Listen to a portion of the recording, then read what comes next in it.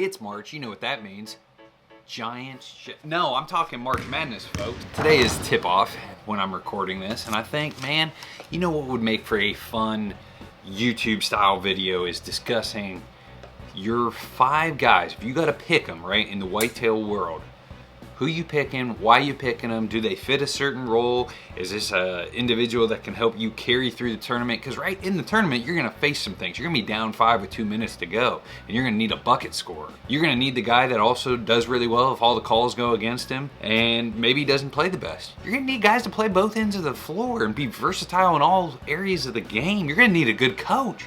I mean, there is so much that goes into this. So getting things off, like, this is going to be a coach, got to be like an older, wise. This is somebody who has played the game or been around the game for a while and is proven. And I'm gonna go with Andre DeQuisto. And some people regard him as a GOAT. Some people say he's got the most Boone Crockett's of all time. King of the virgin sit, mobile hunting. Like, that's the coach, and it also comes from the pre-trail cam era of hunters, and I gotta think that does give him a solid up, right? Like, before people had big bucks on trail cam, like, this guy was killing them. Number 1, point guard, right? That is a very important position in the basketball world. That is your floor general. This guy needs to be able to do a lot of things for you and be a very versatile player. I'm going to take Andy May with this one. I think he does, one, he's from Michigan, right? A hard to hunt state. He goes out of state and on other areas of the country has killed some really good deer. He's kind of a DIY guy, kills multiple deer a year. So we kind of understand that Andy is clearly very good at those final 10 seconds, which I think is a huge part of bow hunting.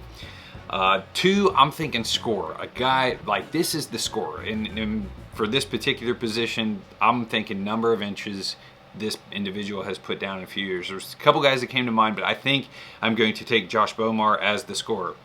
You know, he has scored really well in the whitetail woods. Also has a smoking hot wife. Let's go number 3. Let's go. This player's got to be, you know, your 3 guy has got to be able to guard multiple positions.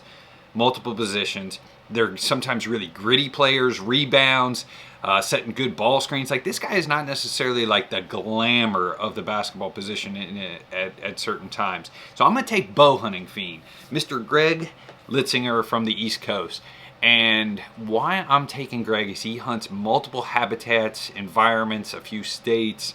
I think he hunts some of the most different terrain, from salt marshes to mountains in the same season. I just think that versatility should not be overlooked. And I like the fact he gives me a guy on the East Coast, which a high pressure area, like very dense people population area. So I think a lot of that goes well. And he shot 3D at a high level. So, like, the good archery aspect, I think, is going to help Greg on my squad. Number 4, I went with another more flexible type position. Like, I think of a 4 may shoot 3s. They also may be like an elbow, semi-athletic. Look at Kevin Garnett, who was a 4. I mean, the dude was an athletic freak. So I want some versatility here, and I thought I would throw in a stick bow killer, right? Because anybody who's done it with the stick bow has taken their kill radius and really shrunk it down. There's a lot of disadvantages to the stick bow that I'm like, well, if somebody can pull it off with a stick bow, like, I think they're good. I want them on my squad, and that's going to be Jared Scheffler of Whitetail Adrenaline. And Jared has experience in hunting private ground pre-whitetail adrenaline and kind of came out of hunting private ground when he started that. So he's got experiences on both fronts. He's also seen a lot of states. And being a cameraman as well, he is in the field a ton. I just think he brings a lot of field experience in multiple environments to the squad. Plus, he peed his pants while on a whitetail stock. So a dude is very committed if he's going to do that. Moving on, 5 is a dude who sits in the post, right? Like, that is, build it and they will come is type of whitetail hunters. And man, this one was probably the toughest for me to pick out. I'm just not super familiar with that crowd. So by all means, chirp in on the comments if I've missed an individual that belongs in this 5 spot. I'm going to take Ben Rising. And that is just, I think in the last 5 years, Ben Rising has killed some of the biggest whitetails in the U.S.